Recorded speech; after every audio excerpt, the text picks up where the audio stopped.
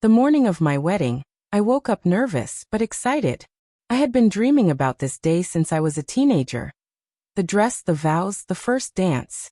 I loved Ryan with every ounce of me. We'd been together for almost 5 years, lived together for 3, and survived everything from job layoffs to family loss. I truly believed we were unbreakable. Everyone said we were perfect. And I believed them. The ceremony was set in a quiet vineyard outside of town, with soft string lights and white roses everywhere. Everything was elegant, dreamy, and exactly how I'd imagined it. My bridesmaids were bustling around helping with final touches. My hair was done. My dress fit like a dream. I should have felt like the luckiest woman alive. But then came her. Ryan's mother, Denise. She had always been difficult. The kind of woman who could say, "Bless your heart," and make it feel like a slap. Passive-aggressive, cold in that sweet-sounding way, and obsessed with controlling every detail of her son's life. I tolerated her for years, mostly because Ryan swore she'd warm up to me. "She's just overprotective," he'd say. "She'll come around." She never did. On the day of the wedding, Denise arrived in a tight ivory dress, almost bridal herself, and a fake smile that didn't quite meet her eyes. I ignored it. I had bigger things to focus on. At least I thought I did. Then, 20 minutes before the ceremony, one of my bridesmaids pulled me aside and said, "Your future mother-in-law wants to talk to you alone. She says it's urgent." I hesitated. Everything in me told me not to go. But I went. She was waiting in the small garden area behind the venue, her back turned, smoking a cigarette like she was waiting for a war to start. When she saw me, she smiled wide and sharp. "You look beautiful," she said. "Thank you," I replied, wary. Then she said the 7 words that shattered everything. "You're too smart to marry a liar." My heart stopped. "What?" I asked, my voice barely a whisper. She looked at me with pity, genuine pity, for the first time in 5 years. "I'm not saying this to hurt you. I'm saying it because I wish someone had done it for me before I married his father." I stared at her, frozen. She flicked the ash from her cigarette and said, "Ryan isn't who you think he is." I laughed nervously, waiting for a punchline. "Are you really doing this now? Just before the ceremony?" She shook her head. "You think I don't like you? That I'm jealous or possessive or whatever?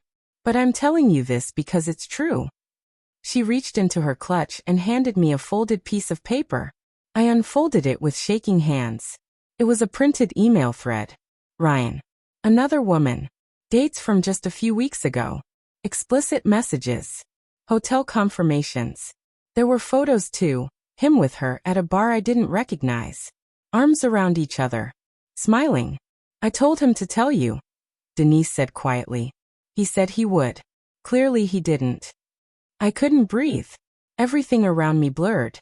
The laughter of guests arriving. The music tuning up. The life I thought I was walking into. "I'm sorry," she added. "But if I were you, I'd run. Don't make the same mistake I did." I stumbled back toward the bridal suite, heart racing, head spinning. My best friend caught me in the hallway and saw my face. "What happened?" she asked, grabbing my arms. I handed her the printout. She read it, looked up at me and said only one word. "We're leaving."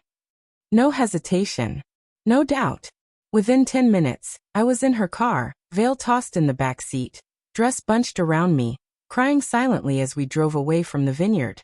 My phone blew up with texts and calls. From Ryan. From his dad. From guests wondering where I was. But not from his mom. She knew I needed silence. I went straight to the police.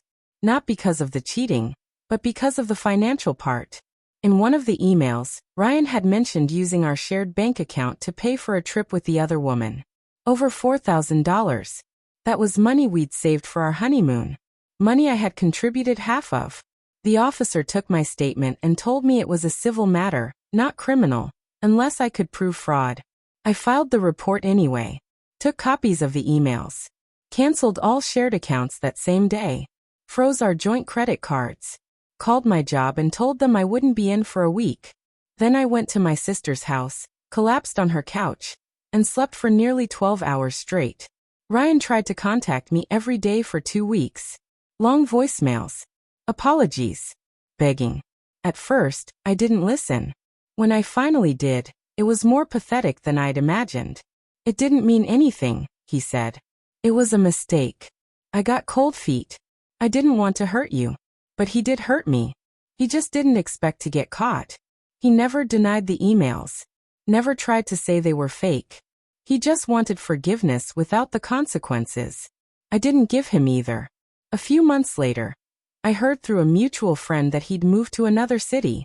Rumor was the other woman had dumped him. He was living in a small studio alone. As for Denise, we've spoken a few times since. She mailed me the original copies of the emails. Sent a letter saying, I may never be a good mother-in-law, but I couldn't let you marry a man I wouldn't want my daughter to marry. I wrote her back. Thank you. You saved me from a life of lies. There's still grief. Still anger. I didn't just lose a fiancé. I lost the version of my life I thought was real. But I gained something too. Clarity. Self-respect. A fierce understanding that red flags should never be painted white. And the next time I wear a wedding dress, it will be for someone who doesn't keep secrets behind my back, who doesn't gamble our future for a moment's thrill.